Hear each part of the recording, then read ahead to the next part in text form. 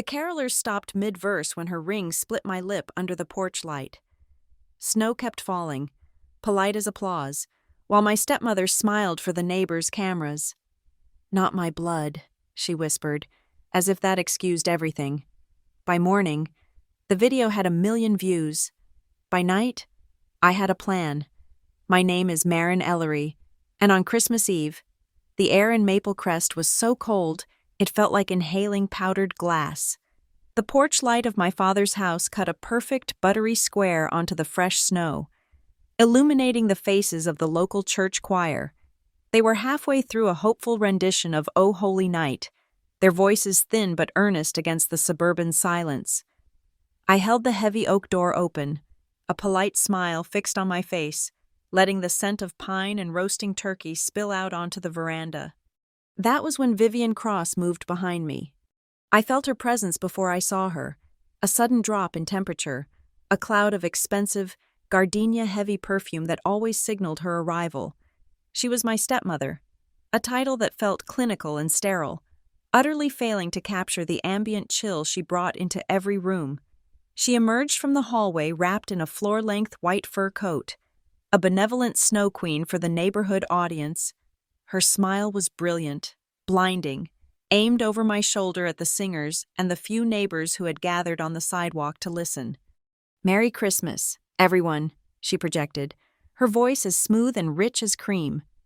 I shifted, starting to ease the door closed to keep the heat in. My gaze drifted across the street to Mr. Merrill's house. As the Homeowners Association president, his porch was, of course, impeccably decorated, and I noted the familiar red glow of his Ring camera, actively recording the festive scene. Other, smaller lights glinted from the porches of at least 4 other houses. We were on stage. Vivian's smile tightened as her gaze landed on me. The warmth vanished, extinguished as if by a switch. She leaned in, her lips close to my ear. The carolers' voices swelled, reaching for the high note.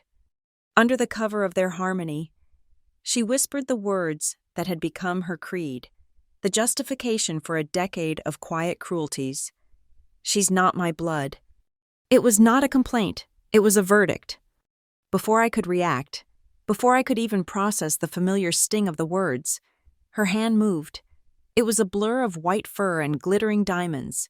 She didn't slap me with her palm. She struck me with the back of her hand, leading with the enormous sapphire ring my father had given her last Christmas. The impact was sharp, a specific, brutal shock. I tasted copper and salt instantly. My head snapped back, and the force sent me stumbling sideways, my shoulders slamming hard into the cold-shocked wood of the porch railing. The music stopped. It didn't fade, it fractured, collapsing into a stunned, ragged silence. The only sounds were the faint hiss of the falling snow and my own sharp inhale. My lip felt huge, split open, and a warm trickle of blood ran down my chin. In that terrible quiet, the choir director, a tall woman named Ms. Kincaid, reacted with stunning speed. She didn't gasp or scream. She raised her hands, not to conduct, but to shield. "This way. Children," she said, her voice low and urgent. She calmly but firmly steered the group of teenagers in their red robes off our walkway and across the street, gathering them on the safety of Mr. Merrill's lawn, far from the blast radius. The adult neighbors, however, were frozen, their faces pale masks of disbelief under the streetlights. They were staring. Their phones were out. I watched my stepbrother, Cole Ellery, who had been lounging in the doorway, his own phone held aloft seconds before. He lowered it now, his expression not one of shock, but of profound annoyance. He glanced at his girlfriend, who looked like she was going to be sick. He nudged her. "Delete it," he whispered, a sharp, sibilant command. In the dead silence of the porch, the words carried, sharp and clear. I knew, with a dreadful certainty, that Mr. Merrill's Ring camera microphone, designed to pick up whispers, had caught every syllable. Then, finally, my father, Raymond Ellery, appeared. He bustled out onto the porch, his face flushed, holding a half-empty glass of brandy. He hadn't seen the blow, only the aftermath. Me clutching the railing, blood on my face, a silent choir huddled across the street, and a gallery of horrified neighbors. "What's going on here?" he boomed, his immediate instinct to manage the scene, not the victim. "For God's sake, Vivian, Marin, don't make a scene. It's Christmas Eve." "Raymond, darling, she slipped," Vivian said, instantly composing her face into a mask of maternal concern. She rushed to my side, the white fur brushing my arm, and I flinched violently. "She tripped on the threshold. Poor thing," hit her face on the railing. "I didn't slip," I said. My voice was thick, muffled by the swelling. "Shh, darling, you're in shock," Vivian cooed, placing a proprietary hand on my arm for the benefit of the audience. My father looked from her to me, his eyes pleading. "Let's just get inside, whatever this is. We'll handle it internally." Internally, the word was a tomb, the place where every complaint, every injustice, every bruise went to be buried and forgotten. But it was too late for that. The flash of blue and red lights painted the snow-covered houses, and a local police cruiser pulled up to the curb, summoned by one of the neighbors. 2 officers stepped out, their expressions weary. They were used to holiday domestics, but not usually in Maple Crest, and not usually with a full choir as witnesses. Vivian handled them beautifully. She was a master. She explained the terrible accident, how I'd been rushing, how clumsy I could be. She cried, dabbing at her perfect, tear-free eyes. My father nodded along, supporting the narrative, his mantra of "just a misunderstanding, officer," echoing on the cold air. The officers looked at me. One of them, a woman with tired eyes, shone her flashlight on my face. "Ma'am, is that what happened? Did you slip?" I looked past her, at my father's desperate face, at Vivian's triumphant calm, at Cole, who was already texting, bored. "I need a doctor," I said, refusing to play their game. The initial report was filed. Minor injury, accidental fall, no arrest was made. The police offered to call an ambulance, but I refused. The choir students were still watching, pale and frightened, from across the street. The last thing they needed was the trauma of seeing someone they knew loaded into an ambulance. "I'm fine," I insisted, though my lip was throbbing in time with my pulse. "I don't want to scare the kids." Ms. Kincaid, having ensured her students were safe, was now giving a statement to the other officer, her words precise and angry.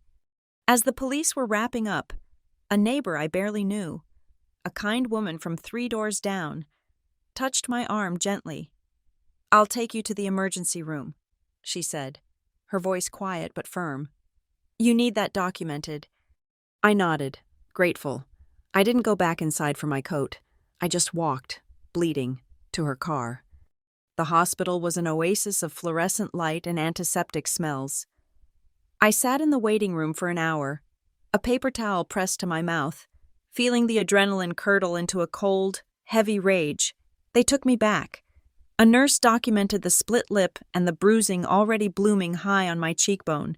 She took photos, her expression professional but sympathetic. "You'll want copies of these," she said, not as a question. I was at the discharge desk, signing the release forms, my hand shaking slightly.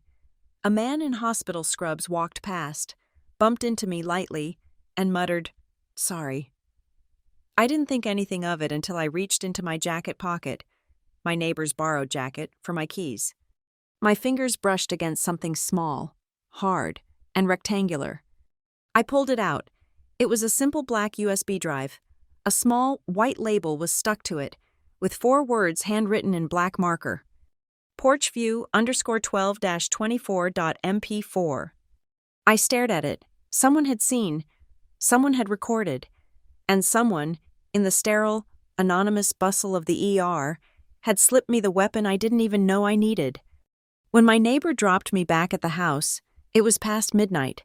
The police were gone. The choir was gone. The street was silent again, blanketed in pristine, innocent snow. But the lights were still on. Vivian was on the porch, holding a tray of champagne flutes, speaking to Mr. Merrill and a few other lingering, curious neighbors. Her fur coat was gone, replaced by a festive red cashmere dress. Her voice carried clearly on the frigid air, a performance of gracious, wounded composure. "Thank you all for your concern," she was saying, her laugh light. "Honestly, every family has its tensions during the holidays. You know how it is. We just had ours a bit more publicly tonight. Marin is just so emotional." She was reframing it, already. The narrative was being rewritten, painting me as unstable and her as the victim of a stressful holiday outburst. I stood in the shadow of the driveway, the cold seeping through my shoes. My lip was a painful, tight line of fresh stitches. In my pocket, my fingers closed around the USB drive. It felt heavy, solid, and real. She had drawn blood. She had done it in public, and she had forgotten one crucial detail. In Maple Crest, on Christmas Eve, everyone is recording. I spent the night in a hotel room off the interstate, a sterile beige box that smelled like disinfectant and old coffee. I hadn't slept. I'd spent the hours until dawn sitting on the stiff carpet, watching the snow fall under the highway lamps, my throbbing lip the only thing that felt real. Christmas morning, the sun came up weak and gray. I plugged the USB drive into my laptop. The drive was labeled Porch View, followed by 12-24. My laptop whirred, and a folder opened. It contained 4 separate video files. I clicked the first. It was the feed from Mr. Merrill's Ring camera, wide angle and horribly clear. I watched myself open the door. I watched Vivian emerge, a vision in white fur. I saw the neighbors, the choir, and then I saw her lean in. The audio was pristine, designed to catch every sound. "She's not my blood." The crack of the ring against my face, my fall into the railing. The sound was sickening, a wet, heavy impact that made me flinch. Even here in the hotel room, I watched the choir director, Ms. Kincaid, shield the children. Then, Cole's voice, sharp and annoyed. "Delete it." I clicked the second file, a different angle, from the Davises' porch 2 doors down, grainier, but it showed the whole scene, uncontaminated by Vivian's fake concern. It captured her momentary look of triumph before she arranged her features into a mask of shock. The third file was shaky, clearly a smartphone, aimed low. It must have been Cole's girlfriend, filming the carolers. It caught the incident from the doorway, the closest view of all. It captured the silver-blue flash of the sapphire ring. The fourth file was from across the street, capturing the neighbors' reactions, the collective gasp, the way they froze. I closed the laptop. The evidence was absolute.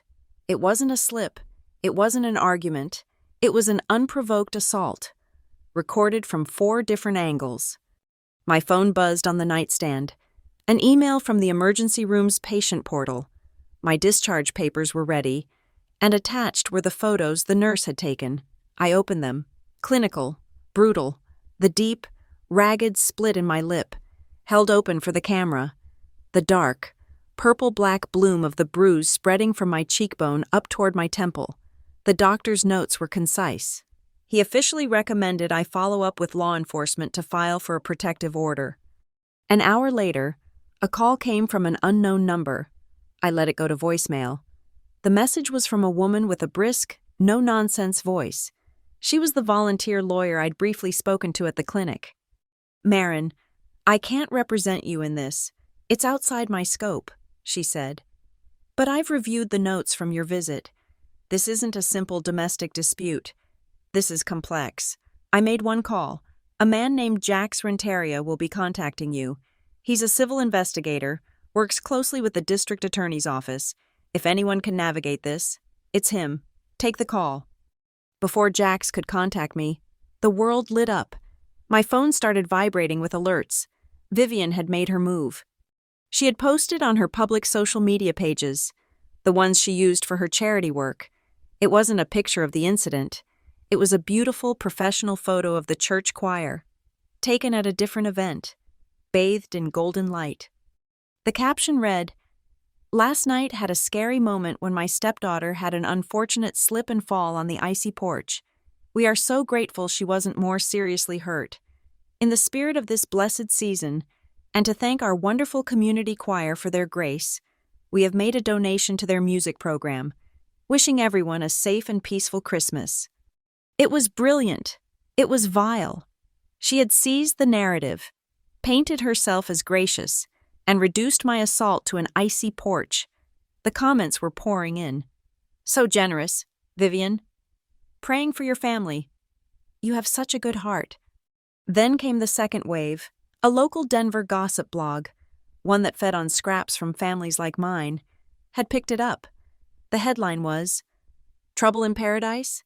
Ellery heiress in Christmas Eve scuffle. They called me the troubled daughter. They dredged up my departure from the family company, Ellery Ridge Developments, back in 2019. They spun the narrative that I was emotionally volatile and had a difficult relationship with my family after leaving the business. Vivian wasn't just neutralizing the incident. She was reactivating a smear campaign that was 6 years old. I stood up, the rage a cold, solid thing in my chest. She wanted to talk about 2019. She wanted to talk about the company. Fine. I left the hotel and drove to my bank. I accessed my safe deposit box, a small metal drawer I hadn't opened in years. Inside, under a few pieces of my mother's jewelry, was a single, folded legal document. I took it back to the hotel and spread it on the desk. It was a private loan agreement, dated from 2017. That was the year of the wildfires. The fires had shut down 3 of Ellery Ridge's largest construction sites, threatening to bankrupt the company. My father was panicked. Vivian was useless. Her skills were in social warfare, not financial crisis. I had just sold my first tech startup. I had liquid capital. I pumped $400,000 into Ellery Ridge Developments to make payroll and satisfy the insurance bonds, saving the company from collapse. This contract, signed by my father, guaranteed repayment, with interest, within 5 years. I was never paid back, not a single cent. When I'd pressed the issue in 2019, Vivian had engineered my exit, framing it as me being greedy and not a team player. I took a high-resolution photo of the contract. My phone rang. The caller ID read, Jax Renteria. I answered. His voice was deep, calm, and held a faint trace of exhaustion, like he'd seen everything. Ms. Ellery, I got a call from your lawyer. I've also seen the blog post, and the hashtag. Hashtag? I asked, confused. We'll get to that. First, tell me what Vivian is lying about. Everything, I said. I told him about the assault. I told him about the video files. I told him about the 2019 smear campaign, and then I told him about the $400,000. She's framing that as me being a troubled daughter who couldn't handle leaving the family business, I said. And the money? Jax asked. She claims it was a gift, that I was just donating to the family. Was there any correspondence about that? Yes, I said, a bitter memory surfacing. The CFO at the time sent an email confirming the wire transfer, but he recalled it. A minute later, sent a new one that was much vaguer. I always thought it was strange. Forward me the recall notification, Jack said. The original email might still be on the server. I have a friend in digital forensics. I found the email from 2019 and forwarded it. I waited, my knuckles white. 10 minutes later, Jax called back. He got it, pulled the original from a deep archive. The recall failed to delete it from the server cache. The subject line of the original email? What? Donor goodwill transfer. The CFO labeled your $400,000 loan as donor goodwill in the first email. He recalled it because he probably realized he'd put the quiet part in writing. They were already building the case to screw you. Marin, back in 2017, they weren't just defaulting on a loan. They were recategorizing your identity from investor to donor. You're not family, you're charity. Donor goodwill, not my blood. It was the same message, spoken in different languages. I hung up, feeling dizzy. I needed air. I walked to the window, watching the holiday traffic move on the highway below. My world was shrinking, the walls of the past closing in. That's when I saw it. On the desk, mixed in with my mail that I'd grabbed before leaving my apartment, was a small, padded envelope. It was a late Christmas card, forwarded from my old address. The return label was from my grandmother, Lila Ellery. But Lila had been dead for 3 years. My hands trembled as I tore it open. Inside was a simple Christmas card, and under it, a small, velvet-wrapped object. It was one of her old-fashioned music boxes. I opened it. The tune was tinny, familiar. Silent Night. Taped inside the red velvet lining was a key. It was tiny, antique, and intricate, more like a key for a diary than a door. I looked at the card.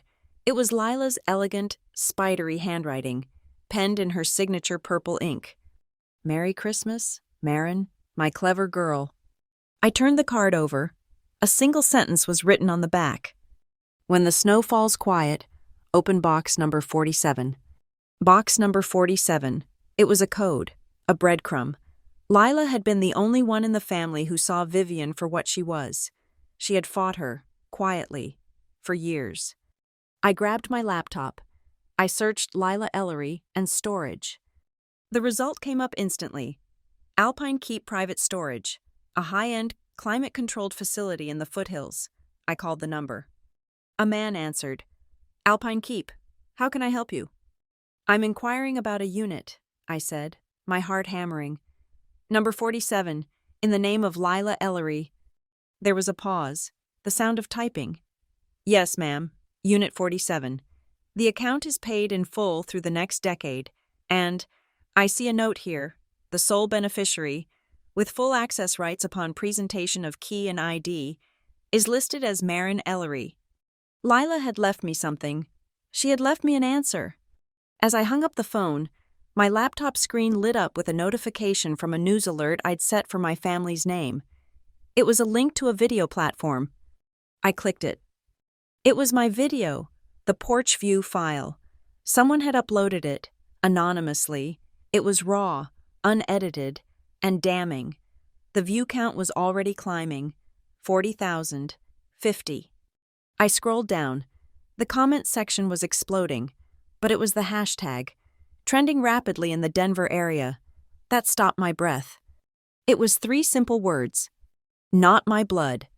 The hashtag, not my blood, burned on my laptop screen. It was a rallying cry from strangers, but to me, it was a diagnosis. It was the same thinking that led to the donor goodwill email Jax Renteria had unearthed. I wasn't family. I was an outsider, a resource to be exploited and then dismissed. The machine I was raised in wasn't designed to love me. It was designed to process me. I spent the next 2 days in that hotel room, which had become a war room. Jax and I communicated over encrypted video calls. His face was all sharp angles and intelligent, tired eyes. He didn't offer sympathy. He offered methodology. Vivian's running a classic PR defense, he said, his voice a low rumble over the laptop speaker. She's painting you as the volatile, emotional variable in her perfect, stable life. The blogs are just repeating what she's been feeding her social network for years, to beat her. We have to dismantle the original lie. Tell me about 2019. Tell me how they got you out of Ellery Ridge Developments. I had to close my eyes. The memory was a physical weight. It started in 2017, I said, the words tasting like ash. After the wildfires, the company was going under. My father, Raymond, was paralyzed. The fires had torched 3 of our biggest suburban developments. We were leveraged to the hilt. The flashback was instant, sharp as glass. I was 24, the operations lead, and the only one who saw a path through. I lived in a construction trailer for 2 months, sleeping 3 hours a night. I was on the phone with terrified subcontractors, with insurance adjusters, with the county planning commission. I rerouted supply chains, renegotiated lumber contracts, and managed the crews clearing the burn scars. I was the one who found the federal relief grants that saved us. I was the one who put up my own $400,000 to make payroll when the bank froze our credit line. I saved the company. My father even said so. his eyes wet with gratitude, in a rare moment of clarity. Then came the quarterly board meeting. I had my presentation ready, detailing the recovery plan. Before I could speak, Vivian, who wasn't even on the board but attended as my father's social liaison, stood up. "I just want to say how proud I am of this family," she'd said, her voice dripping with manufactured warmth, aimed at the other investors. "Raymond's leadership, Cole's brilliant media campaign to reassure the community, it's been wonderful. And Marin, of course, handling all those little details in the background. It just proves what I've always said. Women are truly at their best when they're supporting the team from behind the scenes." My blood ran cold. Little details. My father beamed at her. The board members nodded, charmed. When the commendations were announced, Cole received a $20,000 bonus for his Rebuilding Our Ridge PR campaign, which had consisted of 3 Instagram posts and a donated picnic. I received a certificate of appreciation. "And in light of your hard work," my father announced, clearly reading from a script Vivian had prepared, "we're promoting you. Marin will now move into a senior role as an unpaid consultant, so she can focus on the big picture without being bogged down in daily operations." I was pushed out of my own office a week later. My email access was restricted. My security clearance for the building sites was revoked. I was, effectively, eliminated. But the machine wasn't done. Vivian's real work began then. I'd hear the whispers at the charity functions I was still forced to attend. Vivian, holding court by the silent auction, speaking in hushed, concerned tones to the wives of bankers and politicians. "She's just so emotional," she'd sigh, shaking her head. "Brilliant, of course, but so high-strung. The stress of the fires really got to her. She's finding it difficult to collaborate. She's too aggressive for a family business," I heard her tell another group. "She just doesn't have the temperament. It's been so hard on Raymond." She was building a cage of consensus around me. When I finally confronted my father, his office smelling of old leather and avoidance, he couldn't meet my eyes. "Family comes first, Marin," he'd said, shuffling papers. "Then why did Cole get a bonus for my work?" I demanded. "Why am I locked out of the system I rebuilt?" "Vivian feels, we all feel, that you need a rest. You're not seeing things clearly." He looked at me then, his gaze pleading. "Don't fight this. Don't make this hard. Family first." But I wasn't family. That's what he meant. The family was him. Vivian and Cole. I was a relic of his first life, and I was being decommissioned. "So they didn't just fire you," Jack said, bringing me back to the present. His pen was scratching on a legal pad. "They built a psychological narrative to invalidate you first. That makes the financial fraud easier to pull off." "Financial fraud?" "Marin, they didn't just screw you out of your loan. They used your exit as a smokescreen. What else was happening in 2019, while they were busy painting you as unstable?" A new, colder thread of anger began to form. "I don't know. I was locked out. But I remember hearing they were selling off the burn scar parcels, the land I'd fought to get rezoned." "At a loss?" Jax asked, his eyes sharp. "That's what the shareholder report said. A necessary loss leader to free up capital." "Public records," Jax muttered, typing furiously. "Land registry, Denver County, Ellery Ridge Developments, sold to..." He paused. "Garnet Mesa LLC. Mean anything to you?" "No, never heard of it." "Registered 6 months before the sale. Agent of services..." "Look at that. A woman named Tara Hines. Who's Tara Hines?" My blood froze.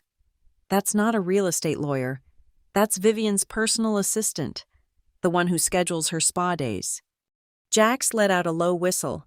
"And Garnet Mesa LLC, this shell company, is getting its operating capital from another entity, Brass Finch Holdings." I knew that name. I'd seen it on invitations, on the plaques for museum wings. "That's Vivian's. It's her private foundation, the one she uses for her high-dollar charity donations." "And there's the loop," Jack said, his voice flat. "Ellery Ridge, your company, Sells valuable land for pennies to Garnet Mesa, a shell company controlled by Vivian's assistant. They declare it a loss to the board. Garnet Mesa, then, I guarantee you, is reselling that same land at its new, higher, post-recovery valuation. And where are the profits going? Straight into Brass Finch Holdings. Vivian isn't just stealing from you, Marin. She's siphoning the assets from the entire company. She's laundering your father's legacy right into her personal charity pocketbook. It was all there. The pieces clicked into place with the sickening finality of a cell door locking. I went to my personal files, the ones I'd kept in encrypted cloud storage. I found the last document, the final email from my father's account, dated December 22nd, 2019. Marin, it read, following a strategic review of our operational needs, your consultant role with Ellery Ridge Developments is hereby terminated, effective immediately. This decision is based on a fundamental cultural unsuitability. We wish you the best in your future endeavors. Cultural unsuitability. I said the words aloud to Jax. That's what she called me. And I realized, with a sudden, violent clarity, that the slap on Christmas Eve wasn't a sudden loss of temper. It was a mission statement. It was the physical punctuation on a 6-year campaign of erasure. She's not my blood. Cultural unsuitability, it was the same thing. I didn't belong. I didn't fit the machine. Jax, I said, my voice shaking, not with fear, but with a terrible, cold purpose. This isn't about the assault anymore. It's not even about my $400,000. She's liquidating the company my mother helped my father build. She's stealing everything. I know, Jack said, and that's how we get her. But you have to be quiet. Vivian wants a public fight. She's a brawler. She thrives on social media drama. She hit you on purpose, on camera, to provoke you into a messy, emotional lawsuit. She wants to paint you as hysterical. We're not going to give her that. We don't file the assault charge. We don't leak the other videos. We sit on them. What do? We gather the wire transfers. We subpoena the records for Garnet Mesa. We get sworn affidavits. We build a case of systematic, premeditated financial fraud. We make it so clean, so boring, and so absolute that when we file, it's not a drama, it's an execution. She'll be buried in bank statements before she even knows what's happening. My breathing steadied. This, I understood. This was operations. This was logistics. One more thing, Jack said, his tone shifting slightly. I got a call this morning from a Ms. Kincaid, the choir director. My stomach tightened. The kids, are they all right? They're fine. She wanted to make it very clear to me, and is willing to state in a sworn affidavit that at no point were any of the children threatened or in danger from you. She also wanted to state, for the record, that she personally witnessed Vivian physically block your path when you attempted to retreat back into the house before she struck you. It's a powerful statement. It kills her self-defense or accidental narrative. We can use it, I said. We will, Jax confirmed. But we hold it. We wait. First, we find out what else they've stolen. We disconnected. The hotel room was silent again, but the air had changed. I wasn't a victim cowering in a hotel. I was an investigator building a case. And I knew my first move. I picked up the tiny, intricate key my grandmother had left me, the music box key, Lila, the only one who ever saw Vivian clearly, Lila, who had called me her clever girl. She hadn't just left me a key. She had left me a weapon. I put on my coat, my hand closing around the cold metal. I had to go to Alpine Keep. I had to go open box number 47. Alpine Keep, private storage, was less a collection of garages and more a silent, climate-controlled fortress for the secrets of the wealthy. It smelled of carpet cleaner and dry. Cold air. I presented my driver's license and the tiny, ornate key from the music box. The manager, a man with a face devoid of curiosity, simply checked his computer, nodded, and led me down a beige, fluorescent-lit corridor. He stopped at Unit 47. He used a master key on one lock, and I used the standard heavy-duty key he provided for the other. The corrugated steel door slid upward with a quiet, expensive hum, revealing a dark, 10 by 10 space. I stepped inside, and the automatic light flickered on.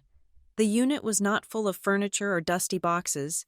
It was sparse, arranged with intention.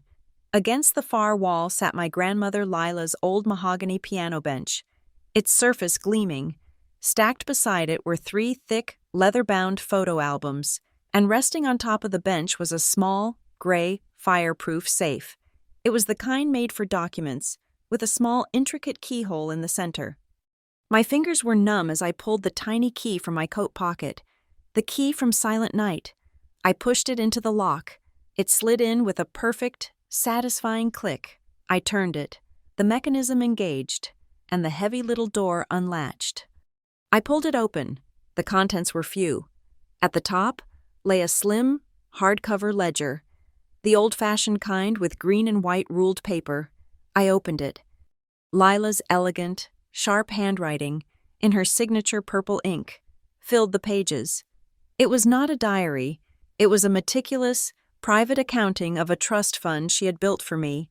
Stock dividends, bond interest, and property yields, all detailed to the last cent. On the first page, she had written a single instruction: for Marin Ellery, to be distributed in full upon her 30th birthday, for her independence. I was 29. I scanned the final entry. The balance was well over $400,000. It was a shield. It was the exact amount I had loaned the company, the amount Vivian had tried to erase by calling it donor goodwill.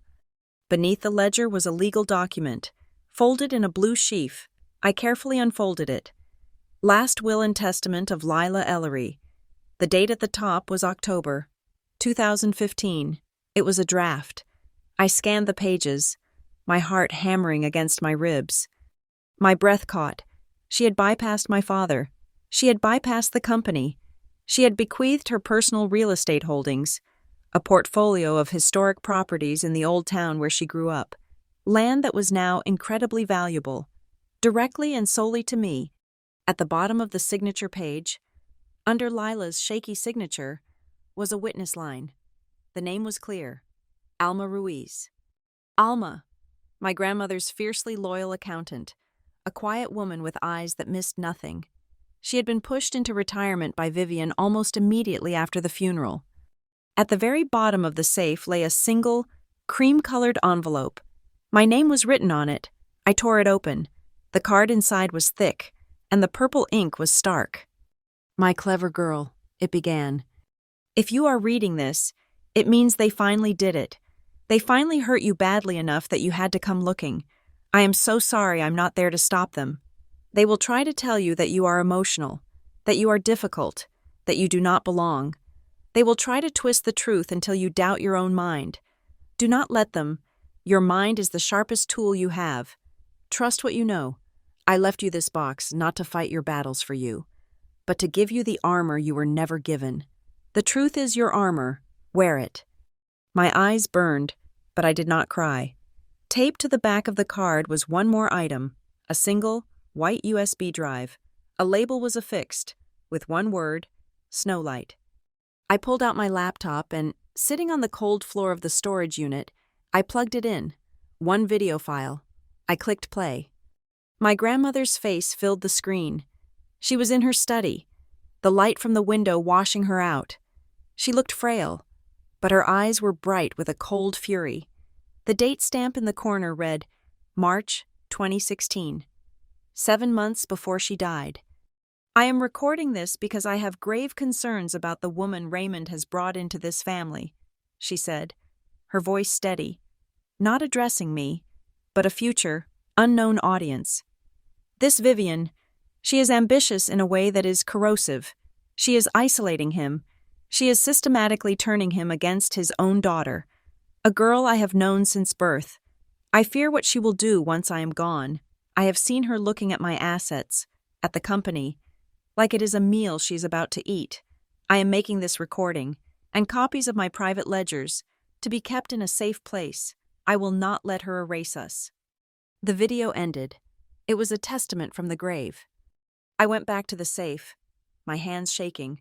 Tucked inside the ledger were more papers, receipts, lease agreements for a large parcel of undeveloped hillside land, the plot Lila had always wanted to turn into a public park. The leases were in her name, paid in full through 2018. Pinned to the back of the stack was a transfer of lease notice. The date on it was from the day after Lila's funeral.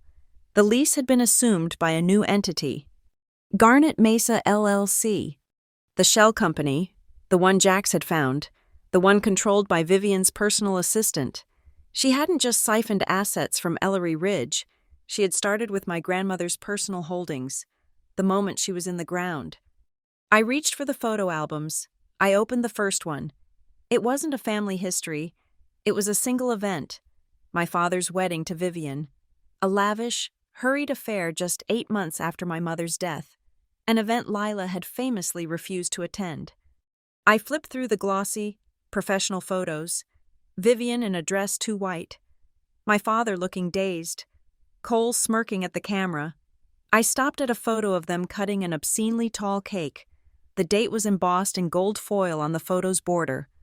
My blood went cold. It was the exact same date as the first major land transfer from Ellery Ridge to Garnet Mesa. She hadn't just married my father, she had acquired his company. She joined the family and began to liquidate it on the very same day. I pulled out my phone. My fingers were stiff. I scrolled through my old contacts until I found the name, Alma Ruiz. I prayed the number still worked. She answered on the third ring. Hello? Her voice was thin, older. Alma? This is Marin Ellery, Lila's granddaughter. There was a sharp, stunned silence. Then, Marin, my goodness, I wondered if you would ever call me. Alma, I'm in Lila's private storage unit. I found the draft of her 2015 will, the one you witnessed, the one leaving me the old town properties. Another silence, this one heavier. The draft, Alma said, her voice dropping. The real one, the one that vanished from her lawyer's office right after the funeral, right before that. That woman produced a new, simpler will leaving everything to your father, to be managed by her foundation. You knew, I whispered. Lila suspected. Oh, she knew what Vivian was. She was already fighting her, after the funeral. When Vivian's lawyers boxed me out of the estate, I kept my own copies of everything. I have the email correspondence, Marin, from Lila's lawyer, a Mr. Heron. He was fighting the new will. He was building a case for probate court, claiming undue influence. What happened to him? He vanished, Alma said, her voice flat. In 2016, closed his practice in Denver, sold his house, and disappeared. His files were lost, but I have my copies. I have his entire case file. I knew one day you'd be smart enough to look for it. Your grandmother always said you were. I thanked her, my mind reeling. I promised to call her back, to meet in person.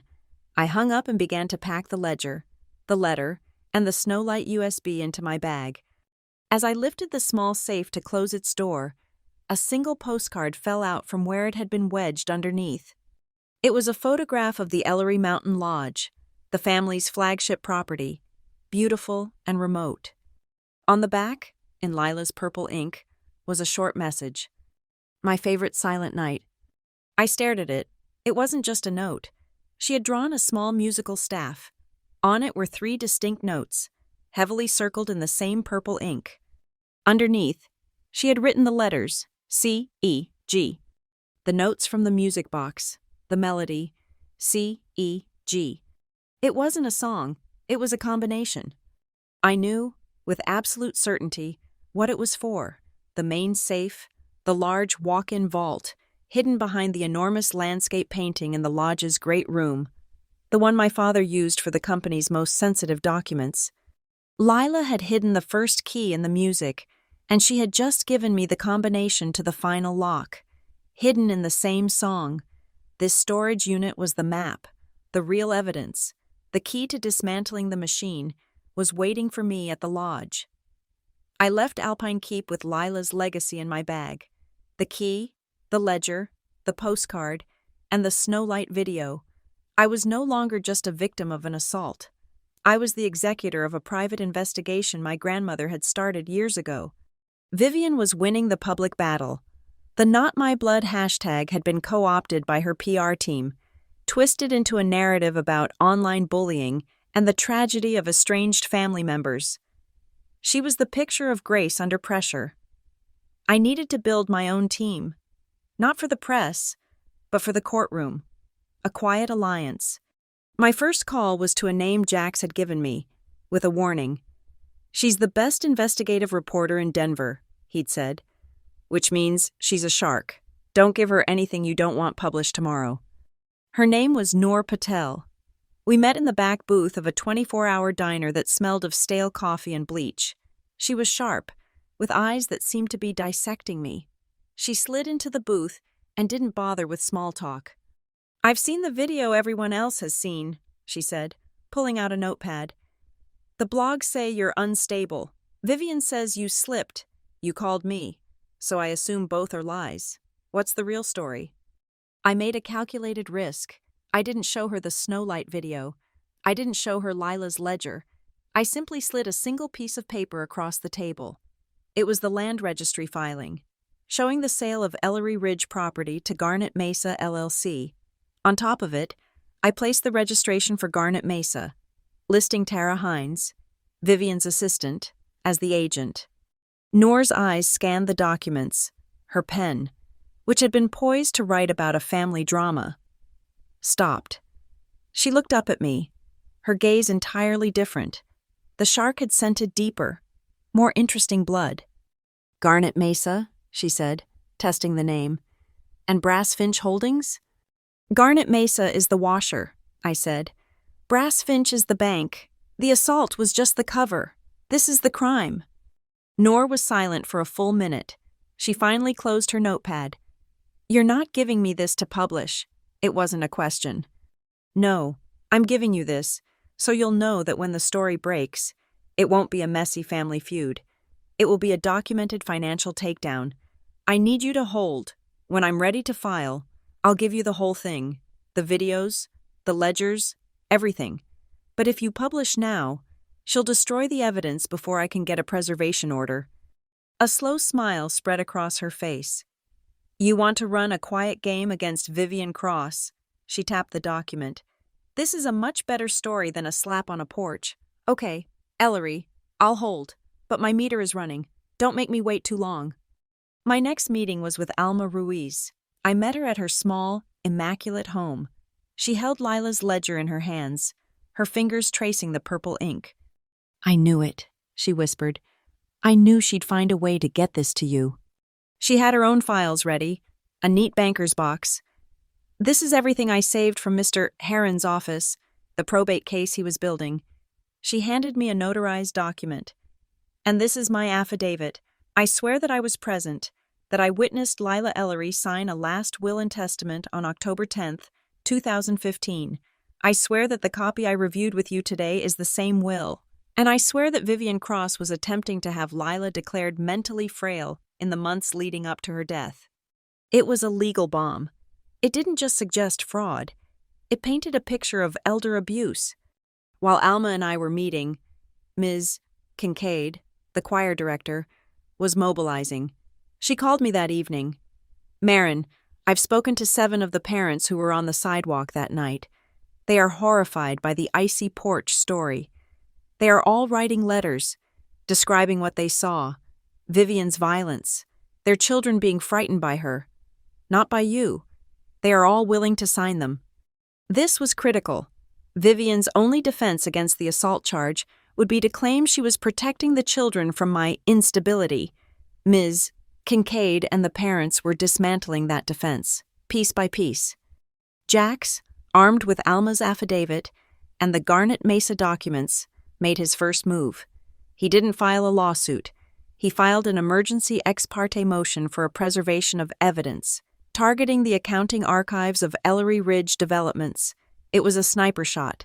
The motion, citing a dispute over estate assets and potential corporate malfeasance, was quietly granted by a probate judge. Vivian wouldn't even know about it until the order was served. The shredders were now legally silent. My next step was technical. I couldn't just present the USB drives in court. I needed to prove they were real. I contacted a small, open-source tech collective I'd worked with during my startup days. I sent them encrypted copies of the porch view files and Lila's snowlight recording. I need the metadata, I told their team lead. I need an expert-level report that proves these files haven't been edited, clipped, or tampered with in any way. And on Snowlight, I need you to verify the creation date. I need to prove that video was made by Lila Ellery in 2016. Easy work, he replied. We'll have a verified chain of custody for you in 48 hours. The alliance was building. It was a network of quiet, competent professionals. But just as I started to feel secure, the machine I was fighting reminded me it was still moving. I got a call from an unknown number. It was the young security guard from Alpine Keep, the one who had let me into the unit. He sounded terrified. Miss Ellery? I probably shouldn't be calling, but you were nice to me. And your grandmother. She set up a college fund for my mom, who used to clean for her. Look, about an hour ago, your stepbrother, Cole Ellery, he came in. My blood went cold. He came to the storage facility? Yeah, he tried to get into Unit 47. He told the manager it was family property and that you'd stolen the key. The manager, he's a stickler. He wouldn't let him in. But, Miss, Cole was furious. He was asking about the access logs. He knows you were here. He knows you opened the box. They were behind me, but not by much. They knew about the storage unit. They just didn't know what I'd found. The clock was ticking. Faster now. I immediately called Jax. They know. Cole was at Alpine Keep. He's clumsy, Jax said, his voice tight. Vivian must be sensing something. She sent her idiot son to do her dirty work. This is good. It means we have her spooked. Now we need a face for the lawsuit. He arranged a meeting that afternoon. Cora Bell was not what I expected. She was young, barely 30, and dressed in a sharp black suit that made her look more like a venture capitalist than a civil lawyer. Jax had said she was the best new litigator in the city. We sat in her minimalist glass office. I laid out everything. The porch view videos, the ER photos, Ms. Kincaid's testimony, Alma's affidavit, the Garnet Mesa flowchart, Lila's ledger, the Snowlight video. She watched. She read, her face impassive. When I finished, she leaned back in her chair. She hit you in public, Cora said, her voice quiet but carrying. She slandered you to cover it up.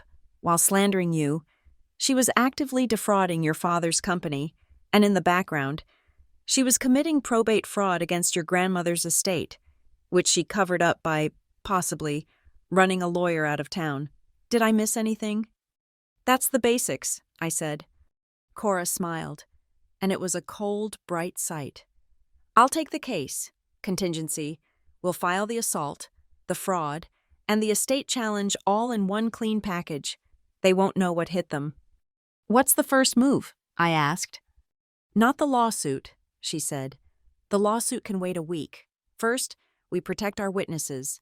Alma Ruiz is an elderly woman. Ms. Kincaid is a teacher. They are vulnerable. I'm filing for a temporary restraining order against Vivian and Cole Ellery, barring them from any contact with you. Alma, or Ms. Kincaid, will cite the assault, and Cole's little visit to Alpine Keep as evidence of escalating intimidation. One final piece. Father Daniels. The choir was from his parish. St. Jude's. I met him in his office, a room that smelled of old books and lemon polish. He was a kind man with a spine of steel. Ms. Kincaid informed me of what happened. Marin, he said before I could even speak. It was a dreadful, violent act. I was standing on the steps of Mr. Merrill's house.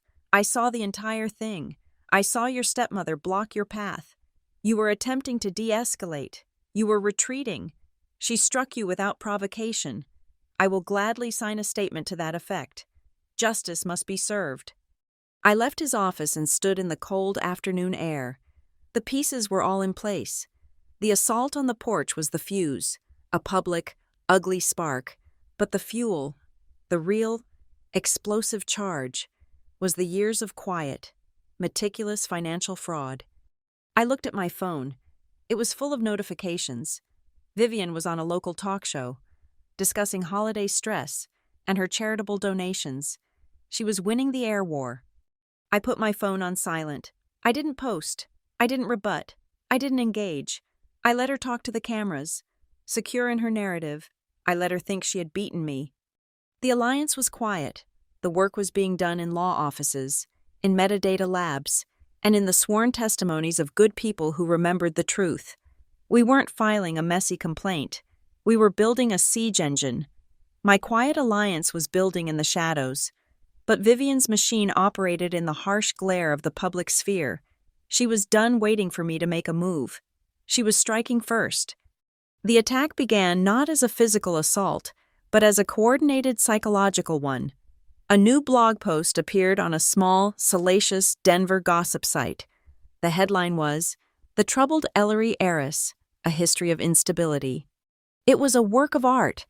It was also completely fictional, citing sources close to the family. The anonymous post detailed a long-standing history of my erratic behavior and emotional volatility. It claimed I had received extensive inpatient psychiatric treatment after my acrimonious departure from Ellery Ridge Developments in 2019. It painted me as obsessive, vindictive, and mentally unwell. It was the cultural unsuitability narrative, repackaged as a clinical diagnosis. I forwarded the link to Jax. His reply came an hour later. The server is based in Eastern Europe, but the IP address that paid for the hosting is registered to a shell company. That shell company shares a corporate address with Vivian's primary PR firm. She's not just slandering you, Marin. She's building a public case that you are a paranoid, unreliable witness. Before I could even absorb the implications, the second blow landed. My personal banker called. His voice was strained, apologetic. "Marin, we're performing a year-end review and we flagged an irregularity from 2017. My blood ran cold. "Let me guess," I said. $400,000. "That's the one," he said, sounding relieved I'd said it first. "The wire transfer to Ellery Ridge Developments. We have a memo from their CFO, received the same day, categorizing the transfer as donor goodwill, a gift." "It was a loan," I said, my voice flat. "I have the contract." "I'm sure you do," he said. "But the way they filed it, Marin, if the IRS decides this was a gift and not a declared loan, there are massive, retroactive tax implications. For you, they could audit your last 8 years of income. We're talking catastrophic penalties." It was brilliant. She wasn't just stealing the money. She was weaponizing the tax code to punish me for ever having loaned it. She was setting me up to be financially destroyed by the government. The third blow arrived that afternoon. A certified letter, taped to the door of my apartment. My lease was being terminated. The building had been sold. I had 30 days to vacate. I read the letter twice, my hands numb.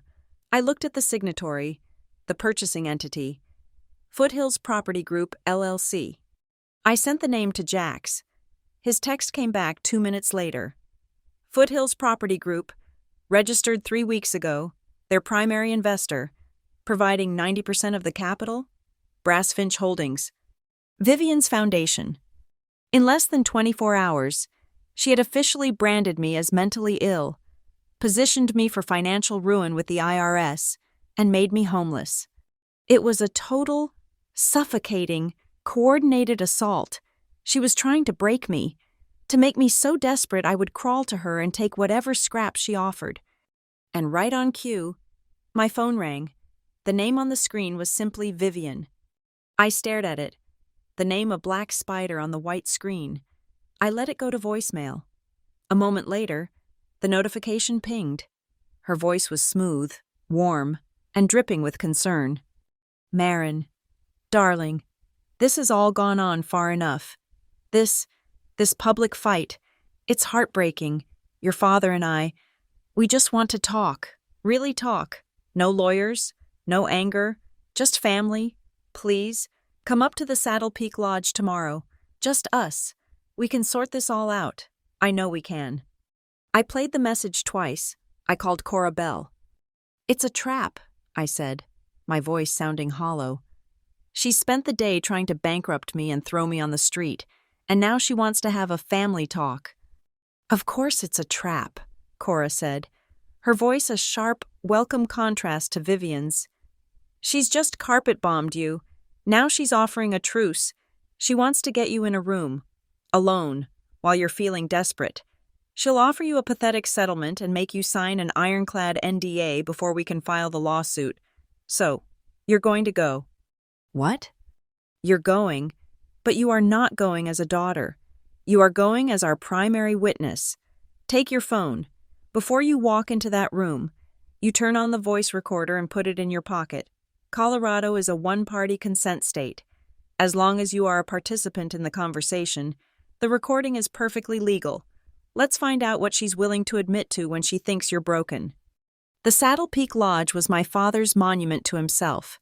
It was all heavy beams, towering stone fireplaces, and the smell of pine and old leather. It was the heart of the Lila Ridge Empire. Vivian had, of course, redecorated the great room. The warm reds and browns of my childhood were gone, replaced by sterile shades of gray, white, and brushed steel. The massive landscape painting of the peak dominated the far wall, the one Lila's postcard had referenced, the one hiding the safe. Vivian and Cole were waiting for me. My father was, predictably, absent. Vivian rose, her arms outstretched, as if to hug me. I did not move. "Marin," she said, her voice thick with false emotion. "Thank you for coming." Cole, lounging on a suede sofa, didn't even look up from his phone. "Let's talk," I said. On the massive, polished oak table between us sat a single, thick, cream-colored envelope and a heavy leather-bound folder. "Your father and we are so worried about you," Vivian began, her eyes shining with manufactured tears. All this, it's just a terrible misunderstanding. We want to make it right." She pushed the envelope toward me. "This is a sign of our goodwill, a reconciliation.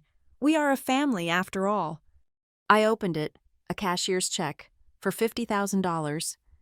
"And this," she said, tapping the leather folder, "is just a formality, an agreement that we can put all this ugliness behind us, that we can stop this public spectacle, for the family's sake." I opened the folder. It was a non-disclosure agreement. It was 20 pages long. It barred me, in perpetuity, from ever discussing Vivian, Cole, my father, Lila Ridge developments, or any family matters publicly or privately. The penalty for breaking it was $5 million. This was her move. Ruin me, then offer me $50,000 to buy my silence forever. I slid the check back across the table. "This isn't a misunderstanding, Vivian." "Marin, darling." "You had me labeled as mentally ill. You reported my loan to the bank as a gift, exposing me to a tax audit. You bought my apartment building to have me evicted. And you want me to sign this for $50,000? Vivian's mask of concern didn't slip, but her eyes went cold. "That money was a gift, dear, a donation to your family. We have the bank records to prove it." "And I have Lila's records," I said, my voice quiet. The effect was instantaneous. The manufactured warmth vanished. Her face went tight, her posture rigid. "What did you say?" "I've been to Alpine Keep, Vivian. I opened Box 47. I have her ledgers. I have the draft of her real will, the one Alma Ruiz witnessed." Vivian's face drained of all color. She looked, for the first time since I had known her, genuinely, profoundly afraid. Cole, however, just looked annoyed.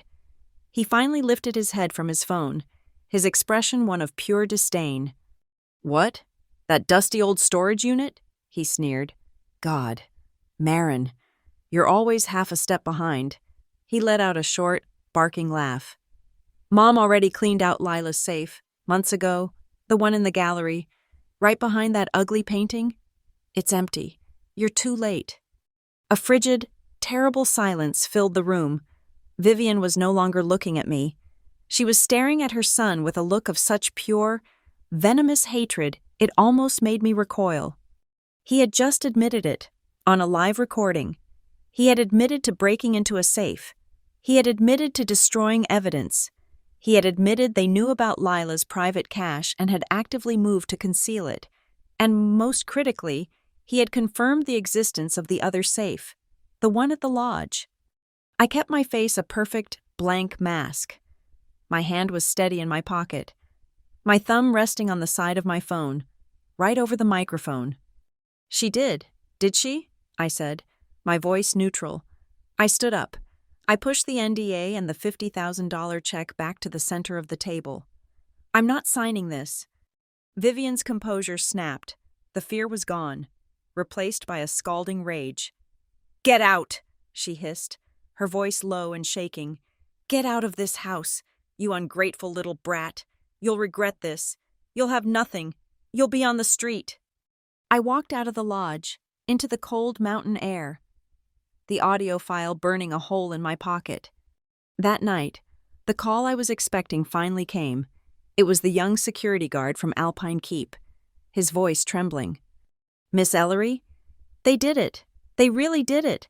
Someone broke in tonight, about an hour ago. They cut the power to the main gate, bypassed the corridor alarm system. They tore the door to Unit 47 right off its hinges. The police are here." "Did they take anything?" I asked, already knowing the answer. "No. That's the weird thing. The unit's empty, just like you left it. They tore that piano bench you'd left behind to pieces. Looked like they were searching for a false bottom. But you'd already taken everything, right? They went to all that trouble for nothing." "Not nothing," I said, my gaze fixed on Lila's ledger, which was sitting safely in my hotel room. "The security cameras, did they get a look at them?" "Yes and no," he said. "The man who bypassed the alarm, he was wearing a baseball cap, pulled low, but the camera at the service entrance, it caught him as he was leaving. He was moving fast, and, miss, he had a limp, a distinct one, on his right side. He was favoring it. Cole, he'd torn his ACL playing lacrosse in college. It always flared up when he was stressed. Panicked by my visit to the lodge, he and Vivian had gone straight to the storage unit, only to find I had already been there, and in his sloppy, arrogant panic, he had left his fingerprints and his signature limp all over a federal crime scene. The final pieces fell into place the next morning. Vivian, now desperate, tried one last, pathetic PR countermove. A new blog story surfaced, claiming exclusive sources had revealed that I had attacked her first on Christmas Eve, and she had only been defending herself. It was a useless, transparent lie. By 10 o'clock, Noor Patel had posted the full, unedited porch view video, all 4 angles, on her investigative news site with the simple, damning headline, "The full, unedited Ellery porch video, you decide." The Marin Hit First blog was deleted by noon. Then, the final email arrived in Jax's inbox. It was from an anonymous address, but the sender was clearly an employee deep inside Ellery Ridge, someone spooked by our evidence preservation order. It was a forwarded message from Raymond Ellery to the CFO, dated October 2019. The subject, M. Ellery. The message, "Vivian wants her off the books, permanently. Make sure it's done." My father, he hadn't just been weak. He hadn't just been manipulated. He had been a willing participant. He had signed the order for my financial erasure. I looked at the email. I looked at the police report from the Alpine Keep burglary. And I looked at the postcard from Lila. CEG. Cole's words echoed in my head. Mom already cleaned out Lila's safe. He meant the one at the lodge. Vivian had been there. She had searched for what she thought Lila would hide. Wills, ledgers, contracts. But she wasn't Lila. She wasn't my grandmother's clever girl. She wouldn't have been looking for a message hidden in a children's music box. She wouldn't have understood a code hidden in a Christmas carol. She had cleaned the safe, but I knew she hadn't found everything. Lila had left the real weapon behind. She had left it for me. and I knew I had to get to it before Vivian realized her mistake and went back to finish the job. Cora Bell moved with the speed of a predator. The audio file of Cole's confession at the lodge was the catalyst. She didn't wait. She launched a full-spectrum legal assault. First, she filed for the temporary restraining order. We had the porch view assault video. We had the threatening eviction notice. We had the audio from the lodge. And now, we had the official police report from the Alpine Keep burglary, complete with the security guard's statement about the perpetrator's limp. A judge granted it immediately. Vivian Cross and Cole Ellery were legally barred, by threat of arrest, from coming within 500 feet of me. Alma Ruiz, or Ms. Kincaid. Our witnesses were shielded. Simultaneously, Cora filed the civil suit. It was a masterpiece of legal aggression. Count 1, assault and battery, citing the video. Count 2, intentional infliction of emotional distress, citing the public smear campaign. Count 3, fraud and conversion, for the $400,000 loan they'd tried to relabel as a gift. Count 4, tortious interference, for using Brass Finch Holdings to illegally terminate my lease. And finally, Count 5, a petition to contest the probate of Lila Ellery's will, citing Alma's affidavit, the 2015 draft, and the evidence of sustained undue influence. We had served notice. The war was no longer quiet. While Cora managed the civil theater, Jax Renteria was taking the criminal case to the district attorney. He walked into the Economic Crimes Division with a file that was now undeniable. He had the Alpine Keep burglary report. He had Cole's recorded. Admissible confession. Mom already cleaned out Lila's safe. He had the chain of custody for the Garnet Mesa land transfers, linking Vivian's assistant directly to the fraudulent sales. This isn't a family dispute, Jax argued to the ADA. It's conspiracy to defraud, felony burglary, and active destruction of evidence. The civil suit will freeze the assets. But the core evidence, the primary records they thought they'd hidden, is in a safe at the Saddle Peak Lodge. We need a search warrant. We need it now. The ADA, seeing the clear criminal conspiracy, agreed. They began drafting the warrant application, targeting one specific location, the gallery room, and the safe hidden within. Our quiet alliance delivered their payloads.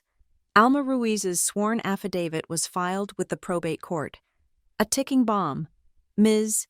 Kincaid's detailed report, along with the signed letters from 7 other parents, was attached to the assault filing, creating an irrefutable wall of witness testimony. Father Daniel's letter was the capstone, confirming he saw Vivian physically block my retreat. Cora took this mountain of evidence to the judge overseeing the civil case. Your Honor, she argued, the defendants are actively liquidating the very assets we are suing to recover. The link between Garnet Mesa and Brass Finch is clear. The judge concurred. He issued an immediate temporary freeze on all asset transfers between the two entities. Vivian's money laundering pipeline was severed. My tech collective sent their final report. It was 40 pages long and clinically beautiful. The metadata from the porch view files was pristine, proving no edits, but the Snowlight USB was the victory. The creation date of the video file of Lila was March 10, 2016. The report also confirmed the drive contained a fully digitized, searchable copy of Lila's private ledgers and several audio logs of her voice notes. She had known they would come for the paper copies. She had made a backup. I sent the report to Noor Patel. She called me, her voice electric. This is it, Marin. This is the Pulitzer. Corporate fraud, probate fraud, elder abuse, conspiracy, assault. I can have this on the front page by midnight. No, I said, my voice firm. Hold it. We have a warrant application in process. If you publish, they'll know we're coming. They will empty that safe. The court sees this first, not the public. There was a long, frustrated silence. You are holding back the biggest scoop of the year, she said. But fine, I'll hold. The second that warrant is executed, I publish, you give me your word. You have it, I said. The pressure of the TRO and the asset freeze was too much for them. They were blind. They hadn't been served with the full suit yet, but they knew the walls were closing in, and Cole, arrogant, sloppy, terrified Cole, made the final, fatal mistake. He didn't try to break into the lodge safe himself. He hired a professional, a known cleaner from out of state. What he couldn't possibly know was that the Denver PD's burglary unit had been monitoring this safecracker for months, waiting for him to connect to a high-profile target. Cole was flagged by the bank making a cash withdrawal of $20,000. He was then followed to a diner where he met the cleaner, but his real mistake, the one born of pure, idiotic panic, was that he had used his own credit card to overnight a set of diamond-tipped drill bits and a fiber-optic scope to his condo. The burglary unit, alerted by Jax, didn't wait for them to reach the lodge. They arrested the cleaner at the diner. They picked up Cole an hour later at his condo as he was packing the tools into a duffel bag. The charge: conspiracy to commit burglary and possession of burglary tools. The arrest of her son broke my father. A call came late that night from a blocked number. It was Raymond. His voice was a thin, rattling whisper. "Marin, what is this? What have you done? They arrested Cole. Your brother. They froze the accounts. Vivian. This has to stop." "I'm finding the truth," I said, my voice as cold and still as the hotel room. "This isn't the truth. This is a vendetta. It's destroying this family. Just tell me. Tell me what you really want. What will make this end?" I thought of Lila's letter. I thought of the cultural unsuitability email. I thought of the blood on the snow. "I want the truth," I said. "And I want everything my grandmother left for me." I don't know what that means," he stammered, his voice cracking. "You will," I said, and I disconnected the call. Cole's arrest was the last piece of leverage the DA needed. It proved active, ongoing intent to destroy the very evidence they were seeking. The judge didn't hesitate. Jax called me just before midnight. His voice was grim, but triumphant. "It's signed. The search warrant for the Saddle Peak Lodge is active. We're going in." "When?" "Dawn," he said. "We go at 6 a.m. We hit them before they're awake, before they've called their lawyers. We hit them before they have time to shred a single thing." I hung up the phone. The fuse was lit. Dawn was hours away. I opened Lila's ledger, the one from the Alpine Keep safe. I turned to the back pages, where she kept notes. A single entry, from 2016, caught my eye. I had read it before, but now it landed with the force of a map. Raymond hung that dreadful winter painting in the gallery, a cold, sterile thing. He thinks it's a masterpiece. I think it's a vanity, but it hides the mechanism well. The music is the key. Marin, the real music, the notes hidden in the snow. I looked at the postcard. CEG. She wasn't just giving me a combination. She was telling me where to find it. We arrived at the Saddle Peak Lodge at 6 a.m. Dawn was a cold, blue-gray smear across the eastern sky. The snow on the ground reflected it, making the world look bruised and silent. Jax, Cora, and I were accompanied by 2 uniformed officers and a forensics investigator from the DA's office. We had the warrant. We didn't knock. Jax used a key from a lockbox the court had authorized. The massive door swung open onto the sterile gray and steel great room. It was silent, smelling of cold stone. "Gallery," Jax said, his voice low. We moved as a unit. The room was dominated by the painting, just as I remembered. It was a massive 10 by 10-foot landscape of a winter scene, all bleak whites and icy blues. It was the one Lila had called cold, sterile, a vanity.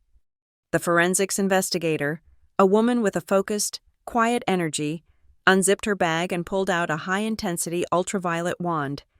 "Mr. Renteria, if you'll get the lights." Jax hit the main switch. The room plunged into darkness, the only light coming from the gray dawn outside the windows. The investigator clicked on the UV wand and swept its purple-black light across the canvas. My breath caught. It was there. Hidden in the layers of white and gray paint, visible only under the UV light, was a thin, elegant musical staff.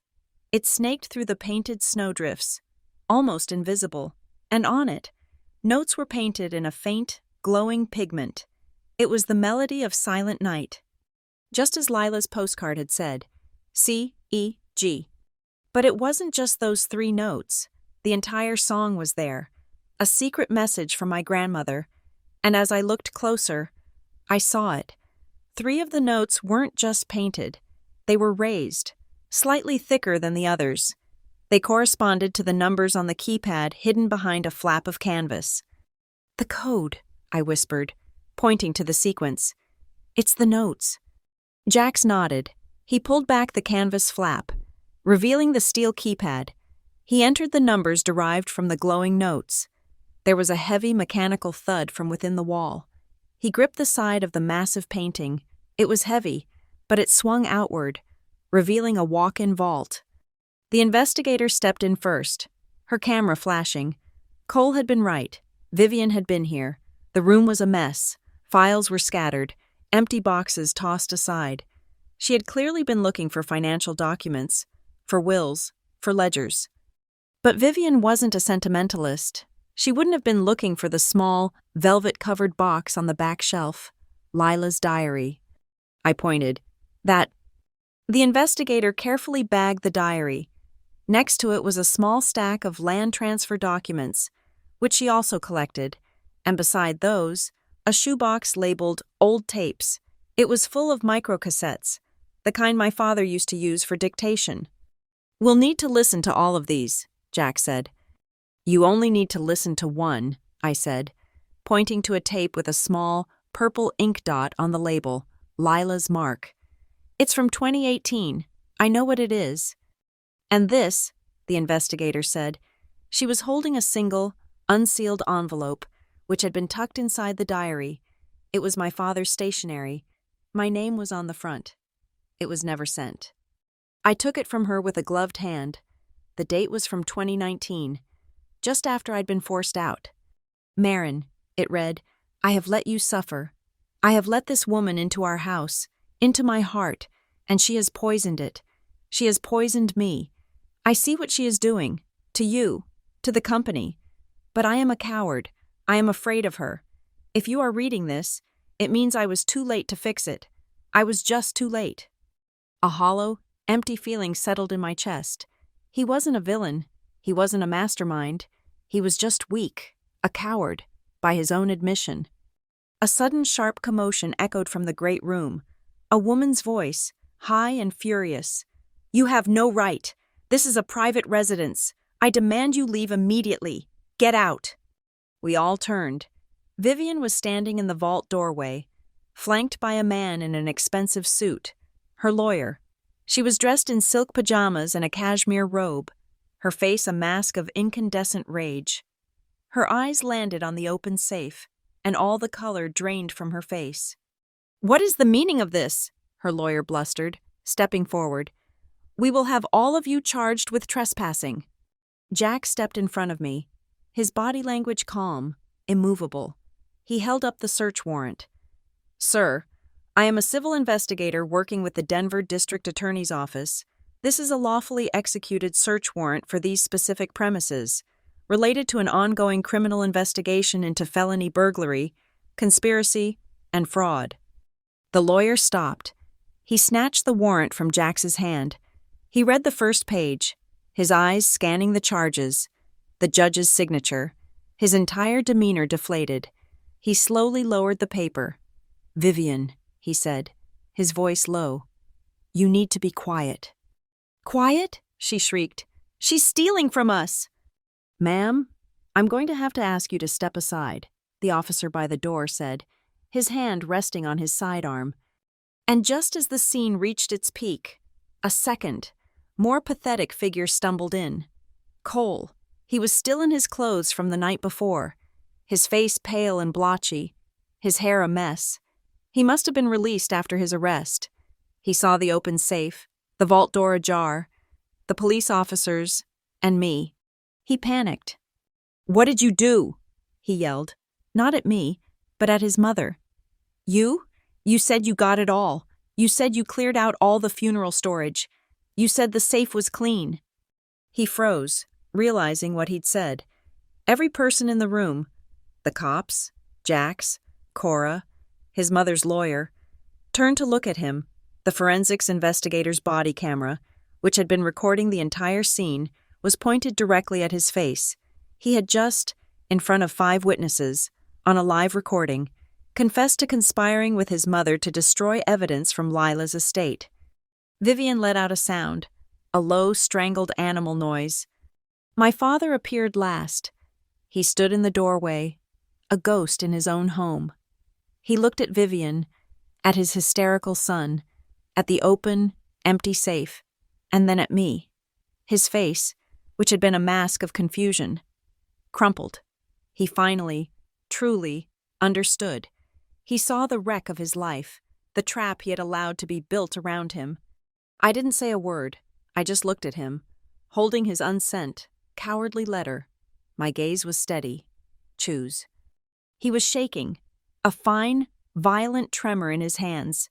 He looked at Vivian, whose face was now a terrifying mask of white-hot hatred, and then back at me. I was the one holding the truth.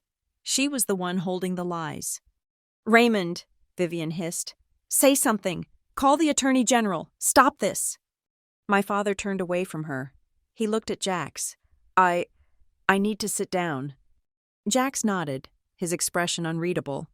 "Of course, Mr. Ellery. Let's go to the study." They left. Cora, the officers, and the investigator continued to process the scene. I was left in the gallery with Vivian, her lawyer, and her now catatonic son. She did not look at me.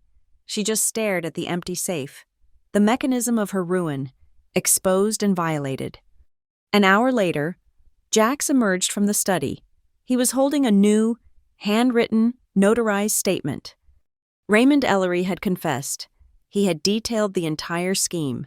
He confirmed Vivian was the sole architect of the Garnet Mesa and Brass Finch plan. He confirmed she had systematically isolated him, controlled his access to information, and directed the fraudulent transfers. He had signed his name to it. He had chosen to be a witness, not a co-conspirator. As if the day couldn't be more complete. Noor Patel's name flashed on Cora's phone. Cora listened. Then her eyes went wide. She put the phone on speaker. "Cora, I haven't published," Noor said, her voice fast and tight. "But I think you need to know. Vivian Cross just tried to bribe me. A text message. Right now, I have it screenshotted." "What did it say?" Cora asked, a cold smile touching her lips. "I know you have a story." Noor read, "I am prepared to offer a significant donation to the charity of your choice, in your name, to ensure the article is gentle and focuses on my family's history of philanthropy. She offered me $50,000. "Attempted bribery of the press," Cora said, looking at Vivian. In the middle of a criminal investigation, she just can't help herself. Vivian finally crumpled, folding into a chair, her face in her hands. Jax was holding the microcassette from the safe, the one with Lila's purple dot. He held it up for me to see. "We played it," he said. "It's your father, a dictation from 2018. One he never had transcribed. He was drunk. He was talking about you." Jax pressed play on the small, handheld recorder. My father's voice, thick with brandy and self-pity, filled the cold room. "Vivian wants her off the books, wants her gone. She's right, I guess. It's cleaner. She's not my blood.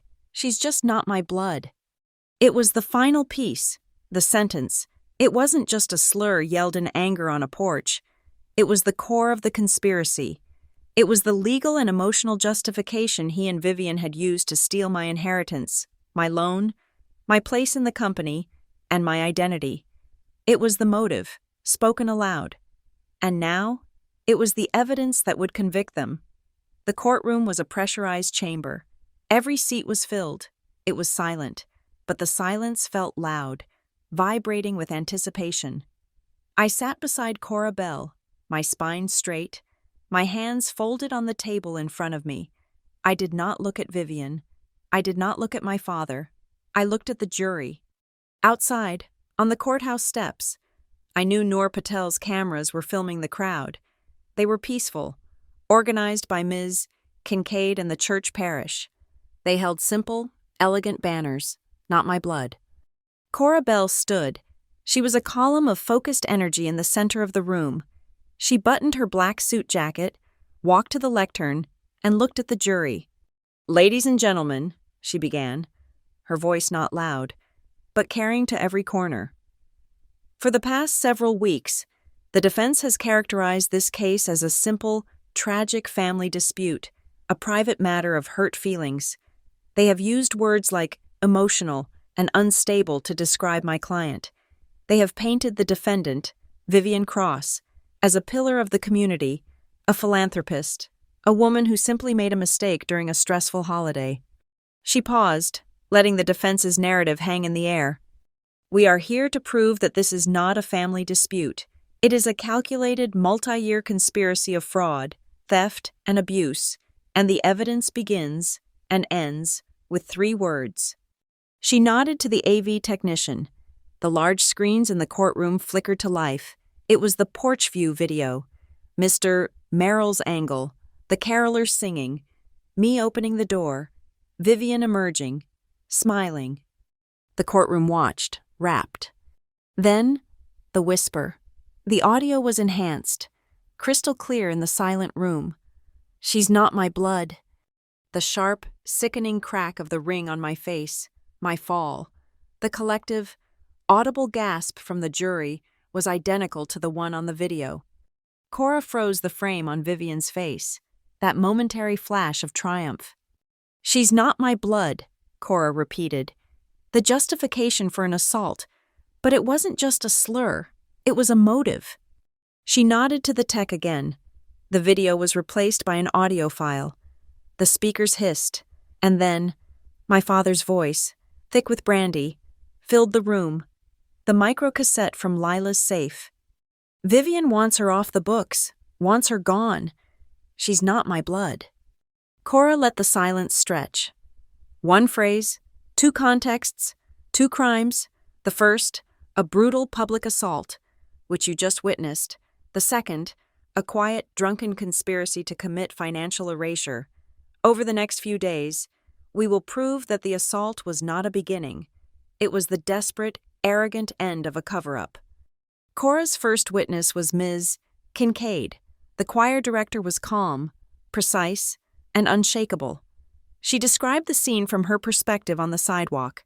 Vivian's lawyer tried to paint her as biased, as someone seeking money for her choir. "Ms. Kincaid," he said, "isn't it true you were angry because your children were exposed to a family fight?" "No, sir," Ms. Kincaid said, her voice clear. "My students were frightened, but not by Marin. They were frightened by Mrs. Cross's unprovoked violence. What I witnessed was not a fight. It was an attack." "And Marin Ellery," Cora asked on redirect, "what was she doing when she was struck?" "She was retreating," Ms. Kincaid said firmly. She had turned to go back inside, to de-escalate. Vivian Cross stepped sideways, physically blocking her path, and then she struck her. My students were in no danger from Marin. They were, however, in danger of being hit by Mrs.